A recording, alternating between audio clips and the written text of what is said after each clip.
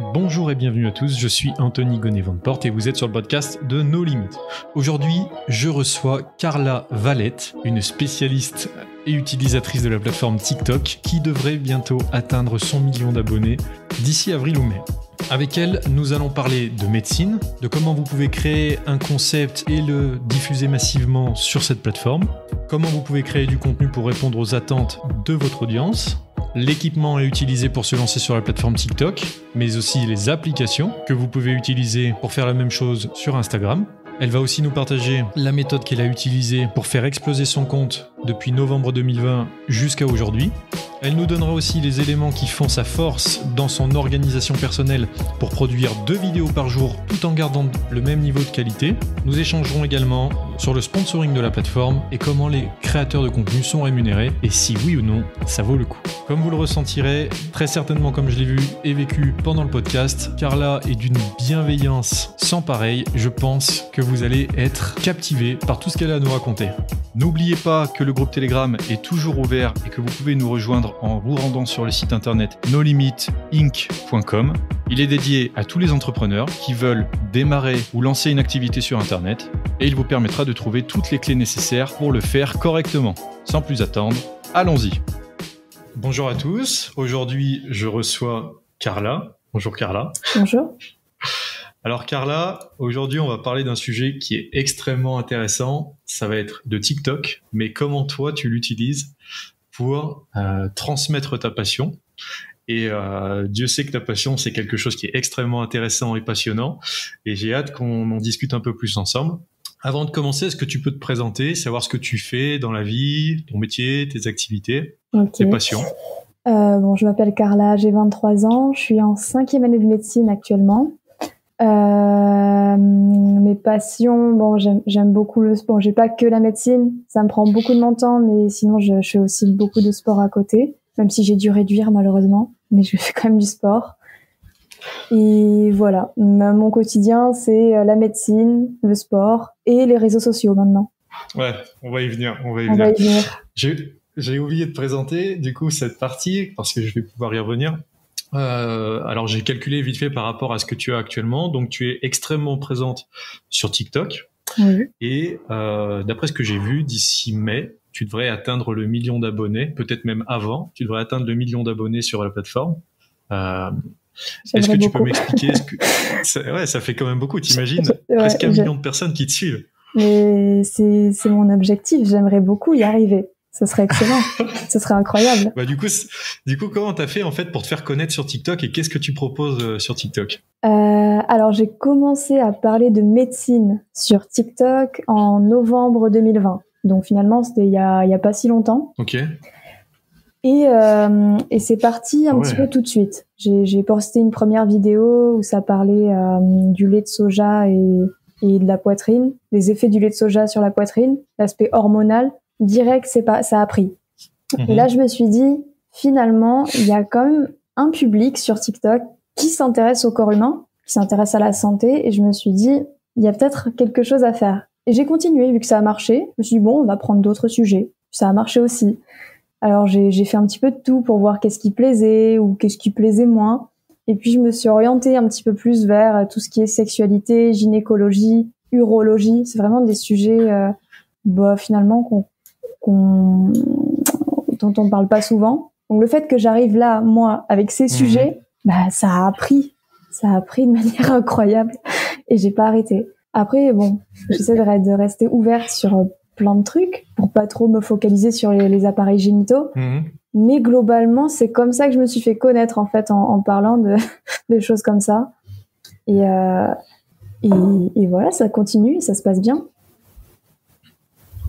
Tu produis combien de vidéos à peu près par semaine? Parce que moi, je te suis sur, je crois que je te suis aussi sur TikTok. Je compte pas par semaine, par jour. Je me fixe par jour pour garder un pied dans l'algorithme. Je me fixe 2 vidéos par jour. Parce que TikTok, c'est un petit peu ingrat, ça marche comme ça. Et pour tourner dans l'algorithme, il faut publier fréquemment. Donc voilà. Au début, j'ai commencé par 3 vidéos par jour. Parce que je me suis dit, il faut que je me fasse connaître d'une façon ou d'une autre, donc il faut que je sois régulière. Là, je suis passée à 2 vidéos par jour, parce que j'estime que c'est suffisant. Et voilà, peut-être plus tard, je passerai à une vidéo par jour, mais jamais 2 jours sans publier. C'est pas très, c'est pas bon au niveau de l'algorithme. Ouais, t'as ton rythme de croisière de 2 vidéos par jour et tu vois que les statistiques, elles continuent d'évoluer, si j'ai bien compris. Ouais, je fais 2 vidéos minimum. Si des fois j'en ai plusieurs, je les mets. Mais sinon, ouais, je me fixe 2. Et ça continue d'évoluer, oui. Ok. Bah, ça tombe bien, tu vois. Parce que moi, je sais pas pourquoi. Quand je vais sur TikTok, sur le mien, ça va. Ouais. Mais par exemple, j'ai des proches qui me montrent leur compte et à chaque fois, c'est du contenu sexualisé, tu vois. Et je me dis aujourd'hui, comment tu fais, et c'est là que c'est un exemple concret, comment tu fais aujourd'hui pour arriver à percer sur cette plateforme sans proposer du contenu qui soit sexualisé. Et justement, c'est hyper intéressant d'étudier ton cas parce que tu présentes des choses hyper concrètes avec le corps humain, sa fonction de manière générale et tout ça. Est-ce que tu as déjà détecté des choses qui font que quand tu postes sur ce réseau, tu as des choses qui marchent plus ou moins bien que d'autres? Donc, alors justement, sur ce réseau, ce qui marche bien, c'est le contenu sexualisé, voire hyper sexualisé. Ça, on est d'accord, ça, je l'ai constaté, c'est un fait. Mais et d'ailleurs, il y a beaucoup de choses comme ça sur TikTok. Quand tu regardes, c'est tout le temps ce genre de sujet qui marche. Ouais. Mais j'ai pris ce contexte hyper sexualisé, que les gens, eux, vont tourner plus autour de l'humour, etc. Et moi, je vais le prendre en mode, il y a une explication scientifique là-dessus. Tu vois, il n'y a pas que le côté léger, machin. Et je vais expliquer. Ouais. Je vais expliquer d'un point de vue, et limite, ça devient même sérieux. Parce que au fond, tout ce qui se rattache à notre corps, que ce soit des trucs, même la sexualité, tu vois, il y a des jeunes, ils vont parler de sperme, ils vont rigoler. Mais dedans, c'est comment dire, c'est de la chimie. Enfin, il y a de la physique, il y a de la chimie, il y a plein de paramètres, de choses qu'on étudie nous et qu'on voit de manière sérieuse. Donc moi, je me sers de ça. Je me sers du côté fun que les jeunes et même les gens comme moi aiment. Et je me sers aussi de mes cours pour le rendre un peu plus sérieux, tu vois. Et c'est ça qui marche. Parce que je pense que je suis la seule à parler de ça de manière aussi sérieuse. Ouais, c'est ce que j'allais dire. En gros, la plupart des choses que tu revois en cours, quand tu le partages aussi aux gens, il y a, soi-disant, un courant de pensée qui laisse dire que quand tu fais apprendre des choses aux autres, t'apprends encore plus. Aussi. Et en fait, je ressens ça dans tes vidéos quand t'expliques quelque chose et c'est fou parce que ça transparaît vraiment, c'est incroyable. T'arrives à visualiser comment tu perçois ça? T'arrives à, je sais pas. Là, par exemple, moi, quand je regarde une de tes vidéos, je me dis, par exemple, la vidéo sur les grands brûlés. Donc, où tu montrais, par exemple, une sorte de râpe à fromage. Enfin, je sais plus comment c'est le nom. J'ai pris des images. J'ai imagé. Voilà, je l'ai vu pour de vrai en stage. Et je me suis dit, pour l'expliquer au grand public, il faut que je trouve des métaphores, des trucs. Parce que sinon, ça paraît un petit peu complexe comme ça. Ils vont pas comprendre. Donc voilà, si je parle de râpe à carottes et de machine à lasagne, tout le monde comprend. Tout le monde comprend. Et en plus, ça ressemble à ça. Forcément. La médecine, c'est très imagé. Dans mes révisions, je me sers de beaucoup d'images. Je suis assez visuelle, moi, dans ma tête. C'est pour ça que du coup, je prends toujours plein d'images. Donc c'est pour ça. J'explique avec des images, des idées, des trucs. Sur la création, on va y venir après en plus, donc c'est parfait qu'on en parle. Mais tu vois, j'avais une autre question sur la plateforme notamment. Quand tu t'es rendu compte que ça prenait de plus en plus d'essor. Bon, quand tu ouvres l'application, ça t'affiche le 99, le 99. Ouais, voilà, ouais. C'est le côté de la Suisse. À chaque fois, tu mélanges. Ça t'affiche le 99 à chaque fois en bas, j'imagine. Ouais. Est-ce qu'il y a un soir où t'es rentré, après avoir posté cette première vidéo, t'as eu cette première pique d'adrénaline à te dire, ça y est, c'est lancé? Comment ça s'est passé? Par rapport au notif 4 plus 99? Ouais, c'est ça. Ça m'était déjà arrivé avant parce que mon compte TikTok, je l'ai depuis un petit moment. Enfin, je l'ai téléchargé au confinement 2020, au premier confinement. Donc j'avais déjà. Du coup. Ouais, avril, mi-avril. Là, ça fait même pas un an que je suis sur la plateforme. Et j'avais déjà posté des vidéos qui avaient un peu buzzé, mais j'avais pas de concept. C'était juste pour le fun. J'avais un compte TikTok, je mettais des trucs. Donc voilà. Non, là le fait c'est d'avoir le plus 99, c'est c'est toutes les 10 minutes. Toutes les 10 minutes, toutes les 20 minutes, c'est tout le temps. J'ouvre mon téléphone, c'est tout le temps plus 99. parce que il y a les likes, il y a les commentaires, il y a les identifications des gens qui m'identifient sur d'autres vidéos. Tout compte plus un, en fait. Sur TikTok, ça va très vite, les notifications. Donc, j'ouvre mon téléphone, je suis tout le temps à plus 99. Le pire, c'est quand j'ouvre mon téléphone, fois, et parce qu'il y a plus 99, et des fois, t'as tout qui s'affiche. Le nombre de commentaires, le nombre d'abonnés, etc. Et en une nuit, j'avais vu plus 10 000. Plus 10K d'abonnés, plus 10 000, machin. Ça, c'est le jour où j'ai publié une vidéo sur les ondes de choc pour les dysfonctions érectiles. J'avais fait des millions et des millions de vues, et je me suis réveillée un matin, ça a explosé. Ouais, parce qu'après, du coup, tes vidéos, elles peuvent être à la fois collées, donc ça veut dire elles peuvent être réutilisées dans la publication d'une autre personne. Tu peux faire des collages. Et tu peux aussi faire des duos et tout ça. Tu peux faire des duos. En fait, les duos et les collages, c'est le même principe, c'est que tu te mets, tu utilises le truc de quelqu'un. Tu utilises la publication de quelqu'un pour créer la tienne, tu vois. Les collages, les duos. J'en fais de temps en temps, mais en général, je récupère, sur les procédés chirurgicaux, trucs comme ça, c'est moi qui récupère des animations 3D. Et tes animations 3D, tu vas les chercher sur quelle bibliothèque? Internet. Est-ce que tu le fais par rapport à ce que tu trouves sur Internet? Sur Internet, tu mets ce que tu veux, et je sais pas, tu mets appendicite, et il y a des vieilles animations sur Dailymotion, par exemple, qui te proposent des animations 3D d'appendicite. Alors c'est pas, c'est du 3D, tu vois, il y a pas c'est de la modélisation, donc je trouve que c'est plutôt pas mal pour expliquer. Puis en plus, ça reste cohérent. C'est des techniques qu'on fait encore. Ça me permet d'expliquer tout simplement. Après, je trouve pas toujours tout, donc ça m'embête un peu, mais il y a des trucs que tu trouves facilement. Après, la section budget, on va y venir, parce que tu pourras prendre quelqu'un à un moment pour te faire des illustrations et tout sur tes tableaux et tout, ça risque d'être super sympa, ça. J'avais une question par rapport à ta notoriété. Donc, sur TikTok, c'est venu aussi parce que l'algorithme t'a beaucoup montré, parce que le contenu est quali.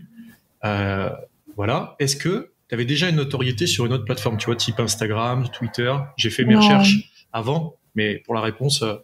Non, pas spécialement. Enfin, sur Instagram, j'avais 10 000 abonnés vers novembre, il me semble. Parce que voilà, j'avais quand même... Ouais, vers novembre. J'avais quand même utilisé TikTok. Ah oui, t'as pris un beau pioche.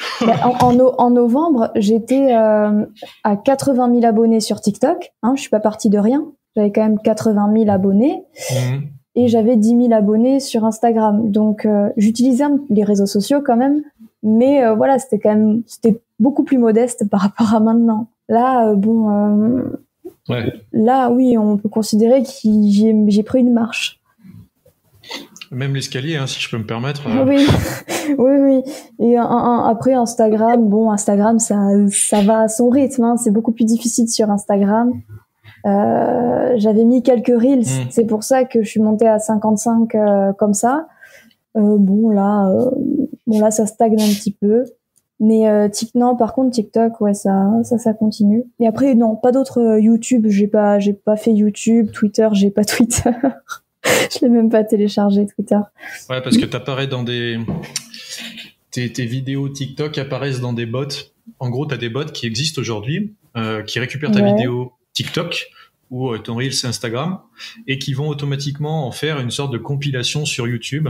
D'accord. Et du coup, c'est un robot qui poste automatiquement des vidéos sur YouTube. Et je sais que t'apparais sur certains... Ah bon? Sur certaines compilations YouTube, t'apparais dedans. C'est pas vrai. Alors, faudrait que je retrouve tout ça, mais tu tapes en gros compilation TikTok janvier ou compilation TikTok février et tu peux les récupérer en fait. Ouais, non mais t'as une portée, je pense pas que tu captes encore tout de suite, mais vu que du coup il y a à chaque fois ton arrobase, tu sais, en bas sur le compte. Oui. C'est ouf parce que les gens en fait s'ils voient la vidéo dans des compilations comme ça, t'apparais également sur YouTube sans forcément que tu le saches. Parce qu'une fois que ton image est postée sur Internet, t'en es plus forcément la détentrice, on va dire. Oui. Mais du coup, voilà, t'apparais aussi sur YouTube. Ouais, j'apparais un petit peu, un peu partout, quoi. Contre ton gré. Non, à partir du moment où je publie un truc sur les réseaux sociaux, le but, de toute façon, pour moi, c'est d'augmenter la visibilité. Donc, c'est tant mieux que la vidéo se balade un petit peu parce que j'en suis fière de mes vidéos. Peu importe, ouais. J'en suis fière de ma vidéo. Je veux qu'elle soit vue. Donc, si je fais 1 million de vues sur TikTok, je vais pas me plaindre parce qu'elle est allée sur YouTube. Ce serait contre-logique. Et tu vois, sur Instagram, j'ai une data pour toi. J'ai lu récemment, c'est un article américain qui a posté ça, que 40% des utilisateurs TikTok ne possèdent pas Instagram. Donc ça, c'est une première stat. Et la deuxième, c'est que Instagram pénalise les créateurs de contenu qui exportent leur contenu TikTok à Instagram. Donc ça peut te servir à toi, mais ça peut servir aussi aux gens qui nous écoutent. C'est à cause du filigrane. Tu sais, le filigrane TikTok. C'est ça. Et le petit filigrane en bas. Mais j'ai utilisé une application qui retire le filigrane. Du coup, le logiciel d'Instagram n'est pas censé détecter. Si tu l'as, on prend. Je fais comme ça. Et c'est quoi le nom de l'application? Snaptic. Snaptic. Snaptic. Ouais, Snaptic. Ok. Tu regarderas, c'est pratique. Bon, il y a beaucoup de TikTokers qui font comme ça, et moi aussi. Pour mettre mes reels, je me suis dit, attends. Ah, mais tant mieux. On va enlever le filigrane parce que ça bloque la portée. Hop. Et mes reels ont marché dernièrement. Donc. Ouais, bah oui. Oui. De toute façon, quand tu les postes sans filigrane, avec les hashtags et tout derrière. Ouais. Ouais, non, mais c'est ça. Non, faut être malin, faut être très malin. Et comment tu fais pour. Donc, tu as ta journée normale, tu vois, mais comment tu fais du coup pour rendre ce métier. Moi, je considère ça comme un métier, mais après, beaucoup de personnes qui sont d'une autre génération ne considèrent pas ça comme un métier. Ça devient un métier. Comment tu fais pour rendre ça passionnant? Ça devient un métier. Passionnant. Pour rendre ça passionnant, tu veux dire à mes yeux ou aux yeux des autres? Ouais, je veux dire, tu vois, moi, je sens à chaque fois que tu fais ta vidéo sur TikTok que vraiment, ça te fait plaisir de la faire. C'est pas comme d'autres créateurs de contenu qui font ça pour avoir des vues, des likes et faire monter la notoriété. C'est que toi, aussi, il y a ce côté que tout le monde aime, mais tu le fais aussi pour le côté, ça te fait kiffer de partager ça à d'autres personnes, tu vois. Je sais pas comment t'expliquer. Moi, c'est mon tempérament. Quand je sais quelque chose, quand j'ai appris un truc ou que je maîtrise quand je sais quelque chose, une notion, j'ai trop envie de l'expliquer aux autres. Je sais pas, c'est parce que aussi je suis fière de moi de le savoir, tu vois. Du coup, et puis j'adore l'expliquer avec mes, je sais pas, ma fantaisie, mes images, mes mots, mes trucs. Ouais. J'adore, transmettre, et rendre les choses faciles, parce que moi, pour l'apprendre, j'ai galéré. Franchement, c'est chiant, à apprendre sur la vidéo, c'est mignon, tout ça. Mais en vrai, j'ai des pavés comme ça pour expliquer, de manière aussi simple en 15 secondes, mais la théorie est beaucoup plus chiante que moi quand je fais la vidéo. Ça paraît trop facile. Ouais, on met ça là, on fait ça comme ça. T'as déjà des énormes pavés. T'as déjà d'énormes pavés, et en plus de ça, t'as tout le savoir que t'es obligé d'emmagasiner des gens avec qui tu discutes à propos du sujet. Ouais. Et en plus, les petites fiches de révision, Bristol, on connaît. Ouais, enfin après, moi, je bosse beaucoup je fais pas trop de fiches de révision. Je bosse directement sur mes gros livres, là. J'ai pas le temps de faire de fiches de révision. Ouais. Encore mieux. Ouais, j'ai pas. Mais non, enfin, c'est spontané chez moi. Je me pose pas la question. Je me suis pas dit, tiens, on va faire ça, par intérêt pour voir si ça fait des vues ou quoi. Je me dis non, on va faire ça parce que c'est cool. Après oui, faut s'organiser, parce que du coup, plus tu as d'abonnés, plus ils ont des attentes par rapport à toi, parce que ils s'abonnent à ton contenu pour quelque chose. Donc forcément, ça met une toute petite pression dans le sens où il faut publier. C'est un boulot. Faut publier, faut garder la même dynamique quotidienne. Dynamique. Ouais, mais je prends ça comme un boulot pour le faire aussi sérieusement, tu vois. Enfin. Ouais, pas décevoir, quoi. Pas décevoir la communauté qui t'a fait grimper. Oui, c'est la moindre des choses.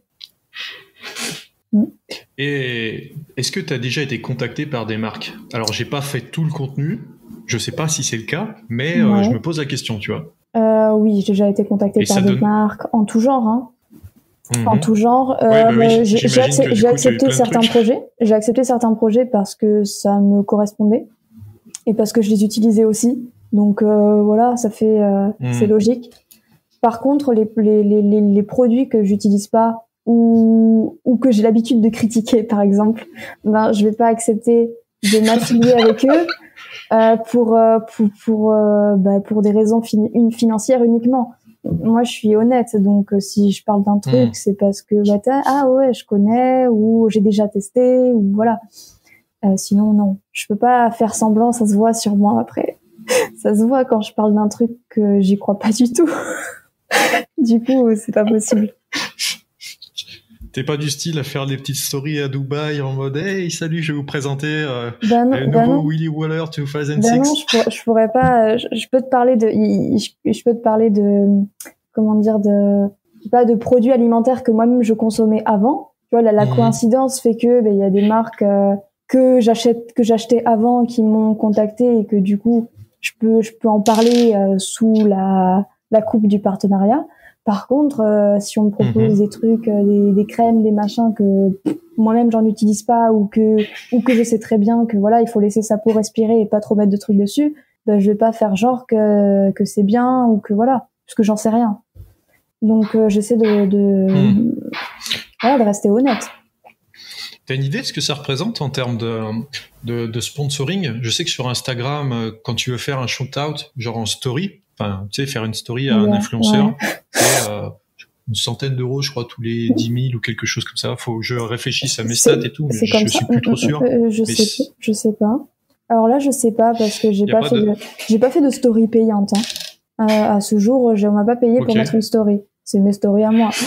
Après Instagram, c'est pas tellement sur Instagram, on m'a pas tellement contacté, même si j'ai un certain nombre d'abonnés qui peut-être donnerait envie aux marques de me contacter, mais là sur Instagram non, pas trop.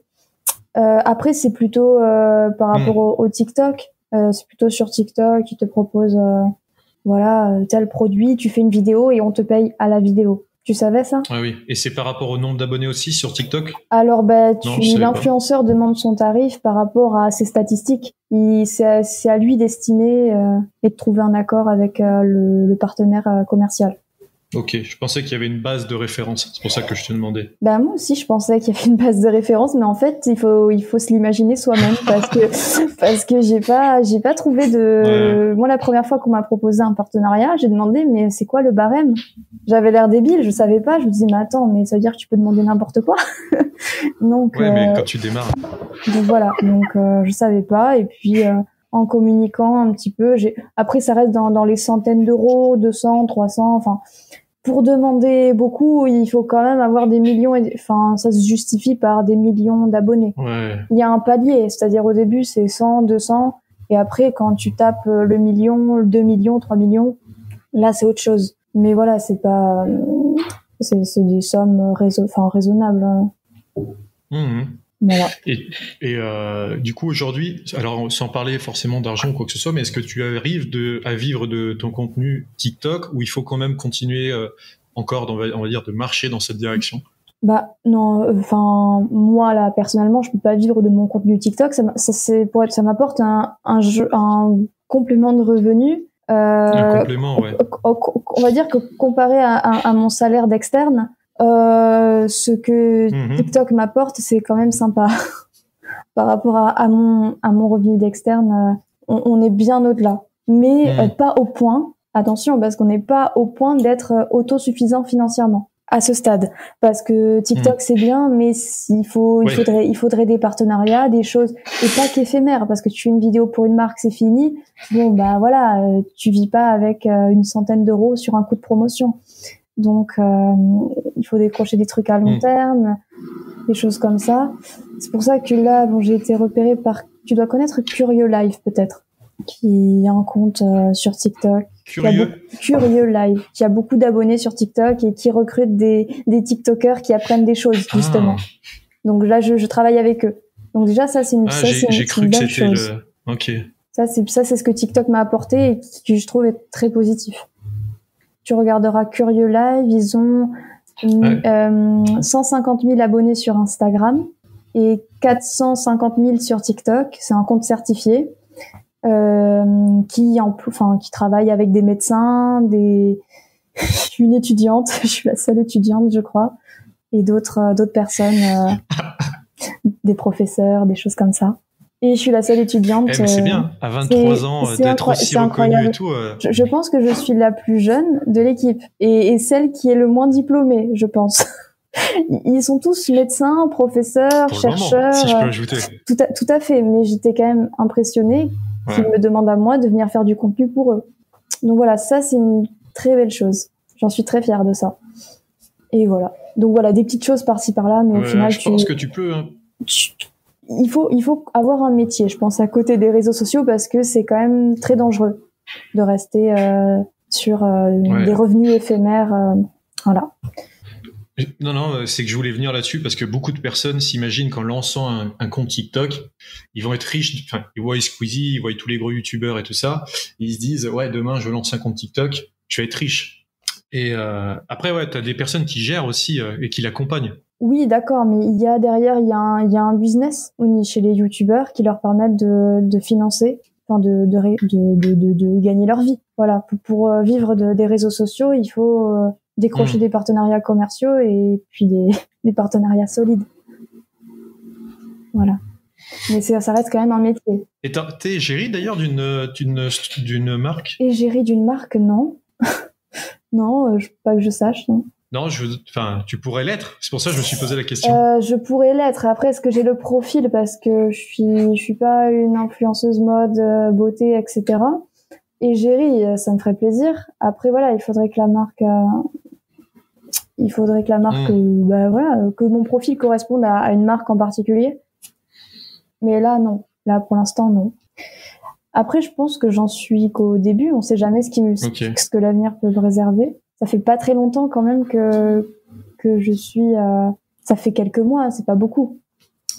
En quelques mois, c'est pas vraiment. Et est-ce que tu vois, donc là, t'as créé ton contenu TikTok et t'es en train de te rendre compte que du coup ça fonctionne et que les gens ont soif d'apprendre ce genre de choses.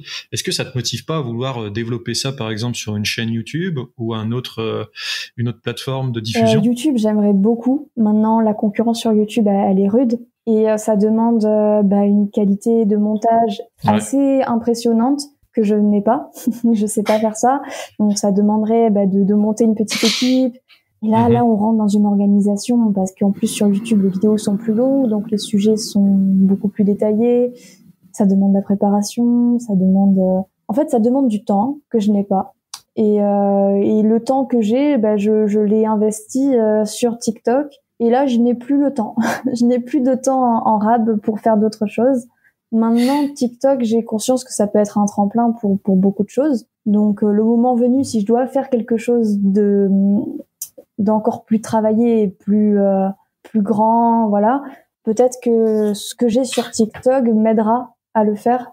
Je pars pas de zéro, on va dire. Mais je le ferai peut-être plus tard.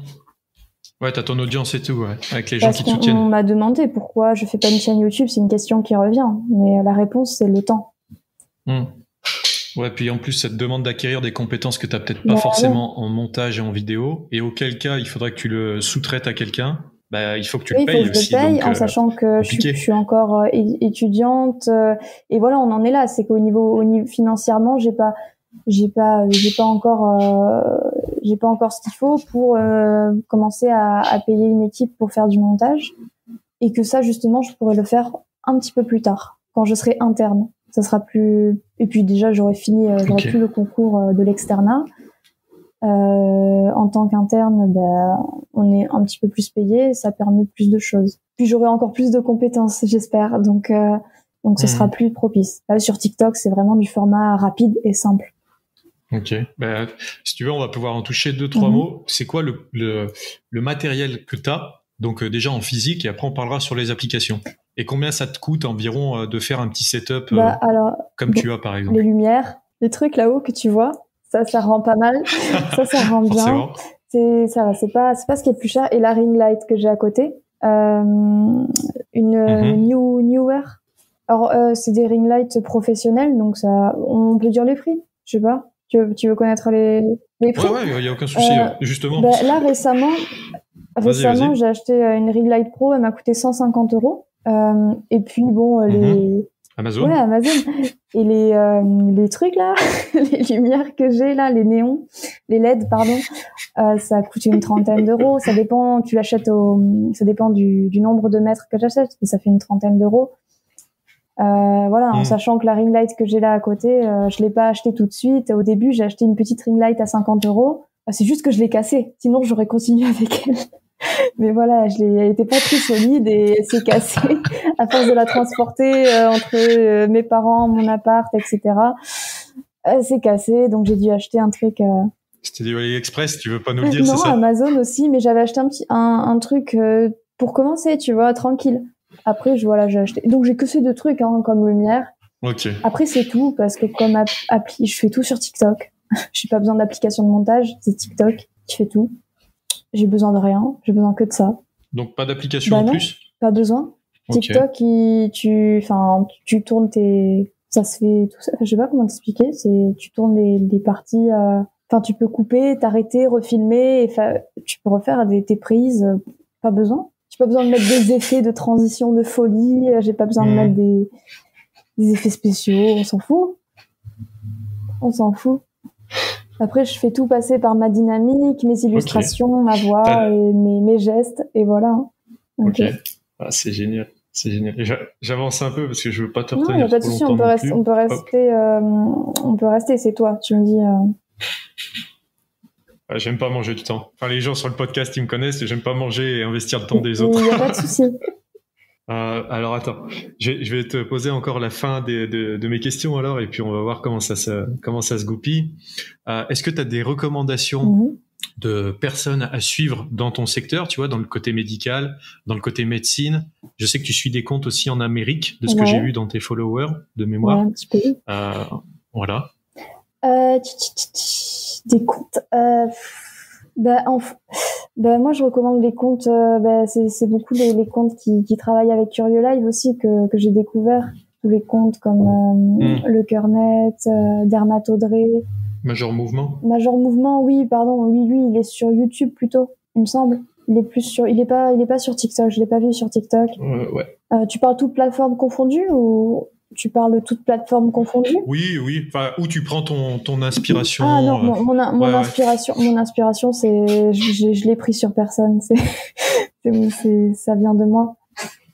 Donc, je parle juste d'autres comptes qui donnent aussi qui parlent aussi de médecine dans leur sujet et qui sont dans la continuité de ce que je fais aussi. En fait, on se complète tous. Donc là, ce que je t'ai cité, après, je sais pas trop. Je sais plus. Il manquerait plus que Dr Newsman et puis vous seriez bon niveau sciences et technologies aussi. Ouais. Docteur Isa aussi, pardon, c'est vrai. Lui, il propose carrément des pièces anatomiques pour de vrai. Donc c'est vraiment pas mal sur TikTok de voir ça. Tu descends la page d'actualité, tu vois un rein, tu comprends pas pourquoi il y a un rein sur TikTok. Lui, il te montre des reins, des cœurs, des testicules, des vrais trucs. Moi, je te montre des images en 3D toutes mignonnes et lui, il te montre le vrai truc. Donc, lui, vraiment, c'est pas mal ce qu'il fait. Et c'est pas flouté? Non, TikTok ne censure pas, c'est pas flouté. Voilà, ça passe. Non, mais c'est propre. Après, c'est fou parce que une perte sein ou quelque chose comme ça passe pas, mais ça peut passer. Mais parce que après, je sais pas, c'est pas dans le corps, tu vois, c'est en dehors. Le contexte est assez. Enfin, je pense que le contexte convient à TikTok. Pédagogique. Ouais, le contexte pédagogique, c'est un compte certifié, donc je pense que TikTok il était d'accord de base pour ce genre de contenu. Ok. J'ai une question pour toi, tu vois, on parlait que t'étais assez chargé niveau vie étudiante et tout ça, tu vois. Comment, on va imaginer qu'on passe une journée à côté de toi, tu vois, mais une grosse journée ou une journée un petit peu moins tranquille que d'habitude. Ça donne quoi? Tu te lèves à quelle heure? Qu'est-ce que tu fais pendant cette journée? Alors tu vois, moi, je suis pas quelqu'un qui me lève tôt parce que donc déjà j'ai un rythme un peu décalé. Enfin, ça dépend si c'est une journée où il faut que j'aille en stage, si j'ai des contraintes horaires par rapport au stage ou pas. Mais si on considère que c'est une journée sans stage, parce que ça dépend. Quel genre de journée tu veux me dire? Parce que si ça dépend, si c'est une journée avec stage ou sans stage. On va imaginer une journée Ouais, on va imaginer. C'est tes journées où tu produis du contenu pour TikTok. Ça tombe aussi pendant les stages, j'imagine. Ouais, mais en gros, c'est simple. Soit j'ai mes stages. Il y a 3 configurations possibles. Ok. Vas-y, bah alors avec tes stages. Soit je suis en stage de la journée. Donc je commence tôt le matin. Enfin, je commence vers 8h et je vais finir à 18h. Ok. Donc là, forcément, je suis forcée de me lever à l'heure qu'il faut pour être à l'heure. Je sais pas, 7h si je fais vite, voilà. Le soir, je rentre à 18h. Donc j'en ai un petit peu marre vu que j'ai bossé toute la journée, que j'ai baigné dans... Enfin, j'ai beaucoup bougé, j'ai bossé, etc. Donc j'ai pas envie de me remettre tout de suite dans les cours. Donc il est 18h, je vais faire quelques TikTok pour le fun. J'en faire quelques-uns, j'en faire 2, voilà, parce que je vais être un petit peu fatiguée, donc je vais en faire 2, 3, j'essaie d'en faire jusqu'à 19h, ok? Je vais aller manger. Et après, il va être rapidement 21h, le temps d'avoir tout rangé et tout. Et après, de 21h jusqu'à minuit, je vais investir le temps qui me reste pour réviser. Ouais. Mais globalement... Ouais, je crois qu'on s'est parlé jusqu'à 1h du matin une oui, fois. mais ça, c'est autre chose. Ça, c'est parce que là, ouais, je crois que c'est parce que j'ai stage de la journée, donc je peux pas me coucher trop tard, sinon je me lève pas le matin. Si je suis de garde la nuit, si je suis de garde la nuit, c'est pas pareil. Si je suis de garde la nuit, je vais essayer je vais pas faire de vidéo.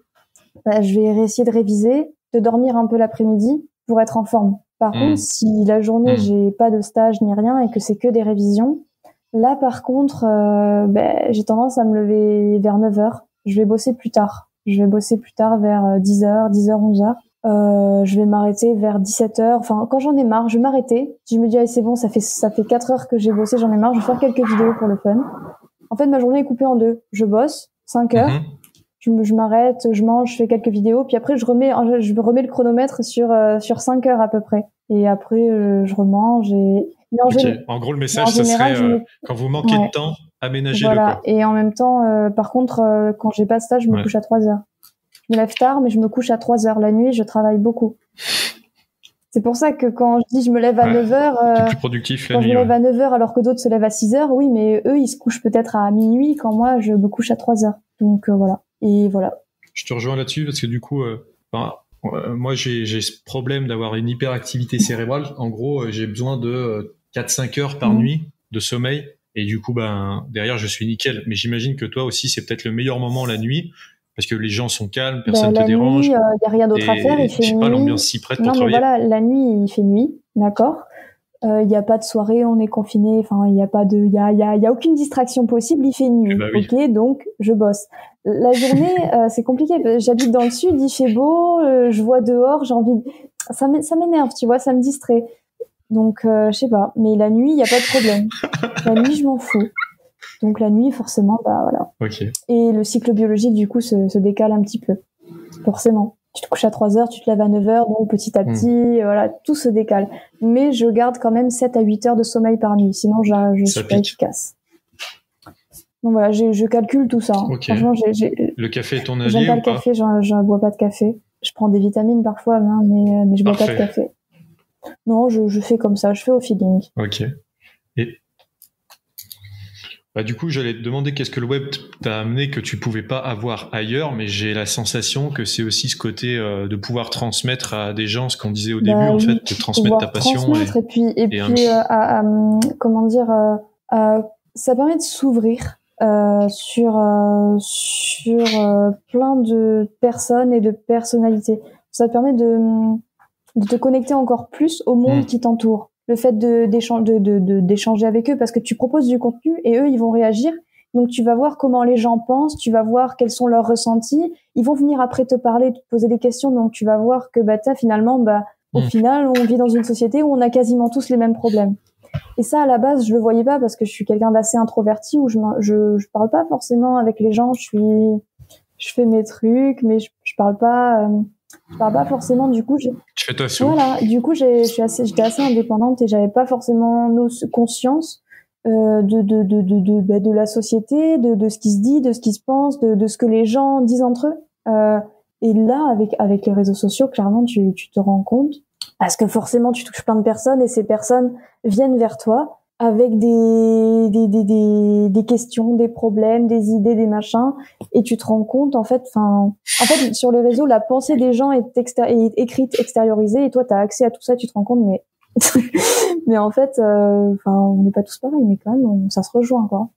Se rejoint. Enfin, j'ai compris des trucs comme ça, sur la société, sur le fonctionnement, sur comment ça marche, voilà. J'ai analysé tout ça, et d'ailleurs, en analysant tout ça, je m'adapte, je crée mon contenu. Enfin, vraiment, j'analyse et je façonne et j'envoie quelque chose, et voilà.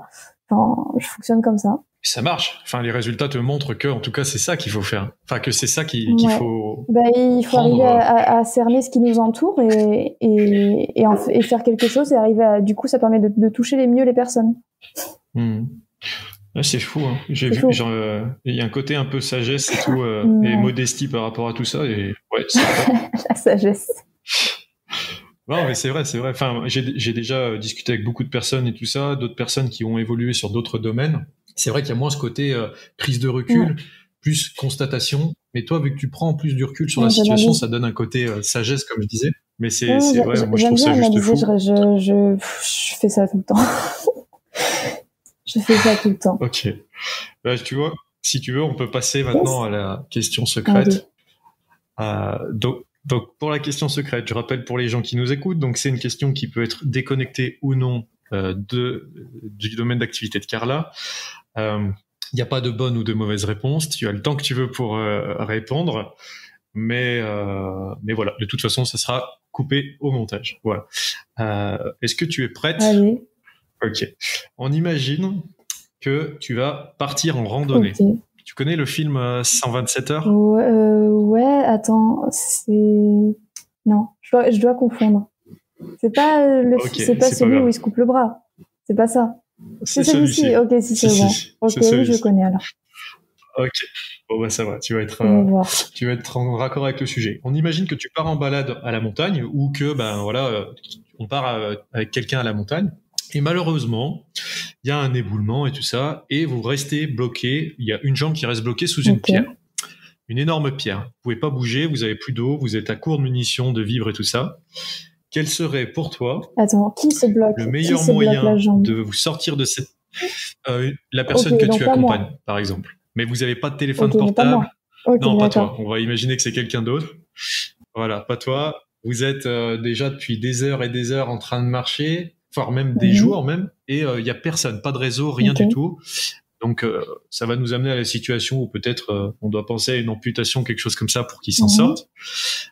Quel serait ton plan étape par étape pour permettre à cette personne de s'en sortir, tout en réalisant des soins, si jamais il y avait des soins à réaliser, tu vois? Donc, alors, on considère qu'on n'a rien sur nous, d'accord? Mais j'ai pas de matériel pour sectionner non plus. Alors, on va imaginer que tu as vraiment juste un couteau, quoi, s'il faut. Ok, donc juste un couteau, rien. Et après, tu sais, le matériel que tu peux avoir en randonnée, quoi. Ouais, mais t'as plus d'eau, t'as quoi? T'as des vêtements, t'as des vêtements sur toi, mais t'as rien, quoi.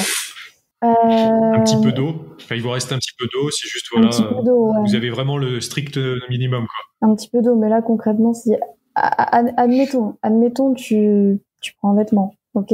On est coincé depuis des heures. Donc, on est coincé depuis des heures, on n'a pas de téléphone, on est loin de tout, il y a rien.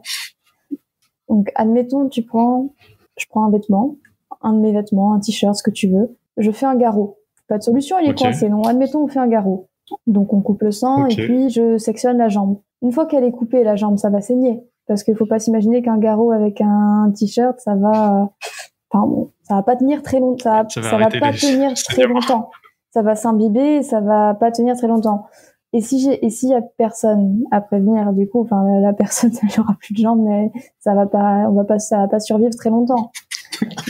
Donc, est-ce qu'il est judicieux de couper la jambe tout de suite dans la mesure où on peut prévenir personne? En quoi ça va? Puis la personne, je vais pas pouvoir la faire marcher. Donc, elle va faire un malaise, ça va pas bien se passer. Donc, au final, elle aura plus de jambes, elle va faire un malaise et on peut prévenir personne. Donc, je pense pas que ça aurait changé quelque chose. Ah, c'est compliqué, hein. Mais après. Donc c'est vrai que. Je pense pas que j'aurais sectionné une jambe dans la mesure où il n'y a pas d'issue. C'est pas comme si j'avais un moyen d'appeler quelqu'un. Donc Mais après, est-ce que je pars moi à la recherche de quelqu'un pour ensuite appeler les secours et revenir avec un hélico pour récupérer la personne avec des secours? Ça, c'est autre chose, parce que rien ne me dit que je trouverai quelqu'un. Donc là, on est sur 2 impasses. Mais je pense que j'aurais pas sectionné la jambe au risque moi-même de provoquer la mort de la personne. Je pense que j'aurais plutôt, dans tous les cas, si je coupe la jambe, il y a plus de chances qu'elle meure que si moi je vais chercher du secours. Donc je pense que j'aurais pris la décision d'aller chercher quelque chose. Parce que la mort elle est imminente dans les deux, mais elle est plus précoce si je coupe que si je vais chercher de l'aide. Donc au final, je serais allée chercher de l'aide. Wow, ok. Ah non, mais il y a pas, comme je te disais, il y a pas de bonne ou de mauvaise réponse. C'est juste intéressant de voir les réponses qui peuvent être amenées sur des questions comme ça. On essaie de gagner du temps. Tu joues la montre. Là, pour le coup, tu joues la montre. Plutôt que se traîner une personne sans jambes sur le dos qui te ralentirait encore plus, bon. Ouais, ça serait un peu pénible. Ça serait perdre encore plus de temps. Donc, au final, essayons de trouver quelque chose. Très bien. Bon, écoute, ça marche. Pour continuer et pour conclure, où te suivre, te soutenir et poursuivre ta route? Sur 2 réseaux, TikTok, bien sûr. Ça c'est Instagram. Sur TikTok, c'est carla.valette. Et bien sûr, Instagram, le beau lapsus, @carlavalette. C'est les 2 réseaux principaux pour me soutenir. Et voilà, quoi. Et continuer tout ça, tous ensemble. Très bien. Eh écoute, merci beaucoup encore de m'avoir accordé merci du temps. À toi. Et puis, je te dis à très bientôt pour un nouveau podcast. Merci. Et à bientôt. Salut. J'espère que le podcast vous a plu. Si c'est le cas, n'hésitez pas à laisser un commentaire et une note depuis la plateforme où vous nous écoutez. Aussi, j'ai récemment créé un Telegram sur lequel vous pouvez recevoir des tonnes et des tonnes d'informations gratuites pour vous permettre d'évoluer avec vos projets grâce à Internet. Si vous souhaitez le rejoindre, vous vous rendez directement dans la description de cet épisode. Et je vous dis à très vite pour un nouveau podcast.